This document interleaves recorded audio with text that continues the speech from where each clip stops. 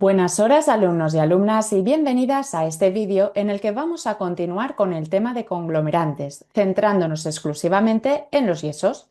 Para ello he organizado el contenido en 4 partes que se corresponden al ciclo de vida del material, y son su etapa de fabricación, de construcción, uso en servicio y fin de vida.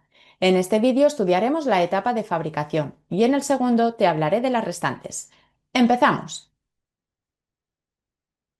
Dentro de la etapa de fabricación quiero que conozcas 3 apartados. En primer lugar, la definición y materias primas del yeso.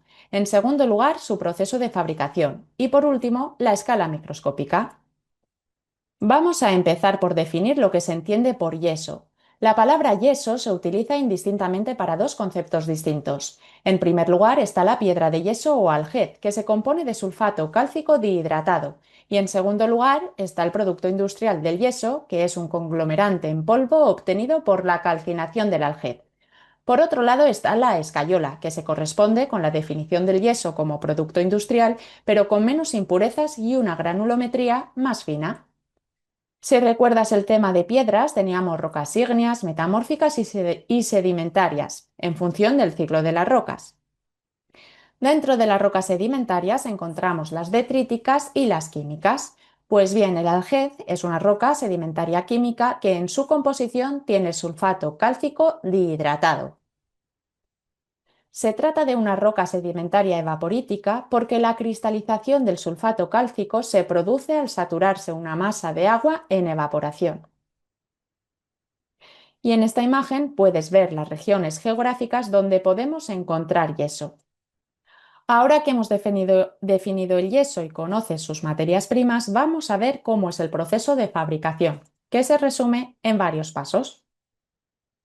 En primer lugar, la extracción del alged en la cantera, a continuación la trituración de las materias primas, seguidamente el almacenamiento en silos de la materia prima. Después pasaríamos al horno de cocción, a la molienda del yeso, lo almacenamos y lo cargamos o bien en camiones cisternas o lo ensacamos, es decir, lo metemos en sacos. Aquí puedes ver un esquema de este proceso y vamos a ver cada paso con más calma. Los primeros 3 pasos se corresponden a la extracción de la piedra de la cantera, su trituración y almacenado en silos. Después pasaríamos a la cocción del yeso. Tradicionalmente se realizaban unos hornos construidos de piedra caliza cerca de las canteras. Dentro de los hornos se introducía una base cerámica, a continuación la piedra de alged y después paja ardiendo con leña para ir alimentando el fuego. Este sistema cayó en desuso en la década de los 60 y desde entonces se empezó a fabricar en hornos industriales rotatorios. Tras la cocción de la materia prima, pasamos a la molienda para conseguir una granulometría correcta. En esta fase también se pueden incorporar aditivos y adiciones. Los aditivos se utilizan para retardar o acelerar el fraguado, o bien mejorar la trabajabilidad de la pasta sin añadir agua. Por otro lado, se pueden usar adiciones para aligerar la pasta y mejorar su aislamiento térmico. Ejemplos de estas adiciones son la perlita, que es un mineral volcánico con estructura de microesferas, o la vermiculita, que es un mineral arcilloso. A continuación, el yeso molido se almacena en silos cerrados y aislados de la humedad, con el objetivo de evitar la hidratación. El lugar donde se almacena debe estar protegido de la lluvia y del agua de los charcos, por lo que los sacos se colocan sobre palés para no estar en contacto con el suelo. Conocido el proceso de fabricación, vamos a estudiarlo a escala microscópica para entender mejor la microestructura del sulfato cálcico, analizar lo que ocurre durante la calcinación y comprender el ciclo del yeso. A nivel microscópico podemos analizar el sulfato cálcico dihidratado visualizando en distintas capas. Por un lado tenemos las capas de sulfatos, donde se encuentra el azufre y el oxígeno, que están fuertemente enlazados mediante enlaces iónicos al calcio. Si recuerdas el segundo tema de estructura, en el enlace iónico uno o más electrones se transfieren desde un átomo a otro para crear un enlace fuerte o primario. En este caso, el calcio sería el catión porque cede 2 electrones y se queda con carga positiva, mientras que el sulfato sería el anión porque adquiere la carga negativa de los 2 electrones cedidos. Al hidratarse entre las capas de sulfato cálcico se intercalan las moléculas de agua que se unen al sulfato cálcico a través de enlaces por puente de hidrógeno, que si recuerdas será un enlace secundario o débil. Los tipos de enlace determinarán la descomposición química durante la calcinación del sulfato cálcico dihidratado. Ahora que ya entendemos la microestructura, vamos a ver qué ocurre cuando aplicamos calor en la fase de calcinación y los distintos productos que van apareciendo a medida que aumentamos la temperatura de cocción y modificamos la estructura molecular. Partimos del sulfato cálcico dihidratado del algé y empezamos a aumentar la temperatura. Según la humedad de la atmósfera en que se encuentre nuestro sulfato cálcico dihidratado, produciremos productos diferentes. Por lo tanto, llamaremos beta a nuestro algé en atmósfera húmeda, es decir, con vapor de agua, y alfa cuando nos encontremos en atmósfera seca o sin vapor de agua. Vamos a ver qué sucede cada vez que aumentamos la temperatura en cada una de estas atmósferas.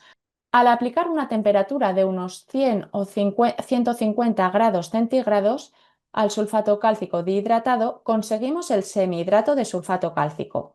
Este semihidrato en atmósfera húmeda o beta es el que usaremos como yeso de construcción. Por otro lado, el semihidrato en atmósfera seca o alfa se puede usar como molde en la industria cerámica o para realizar prótesis dentales. Seguimos subiendo la temperatura para pasar del semihidrato a la anhidrita 3, que no la vamos a utilizar en construcción. Si aumentamos más la temperatura, obtendríamos la anhidrita 2, que en atmósfera húmeda o beta sí que tiene aplicación en la construcción, como base de nivelación para grandes superficies sin juntas, como por ejemplo para un suelo radiante. La anhidrita 2 tiene la ventaja de que fragua muy lentamente, por lo que se puede modificar su forma durante más tiempo. Por este motivo también se utiliza como retardador de fraguado en yesos y cementos. Si aumentamos todavía más la temperatura, llegaríamos a la anhidrita 1, que es un material que no utilizaremos en construcción. Y si siguiéramos aumentando la temperatura, llegaríamos a un punto en el que conseguiríamos romper los enlaces iónicos y separar el óxido de calcio del trióxido de azufre. En este gráfico puedes ver el paso de la roca de Alged al yeso industrial y a la anhidrita 2 en función de la temperatura y el contenido de agua.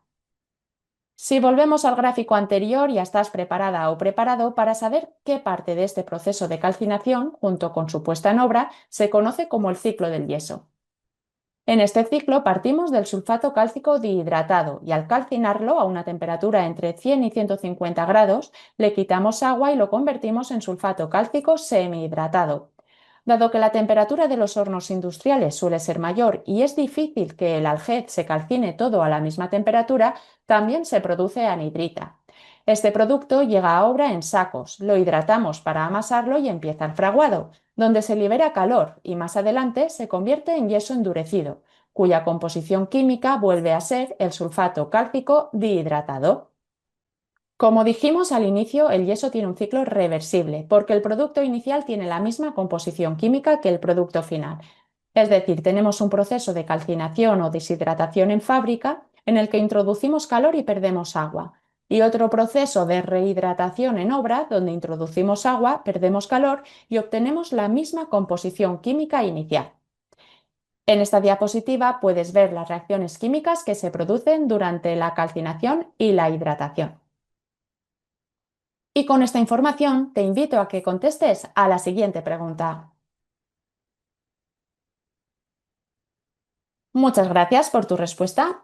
Con el ciclo del yeso hemos terminado con el contenido de este vídeo y te invito a que continúes con las siguientes etapas del ciclo de vida del yeso en el próximo vídeo. Muchísimas gracias por tu atención y hasta pronto.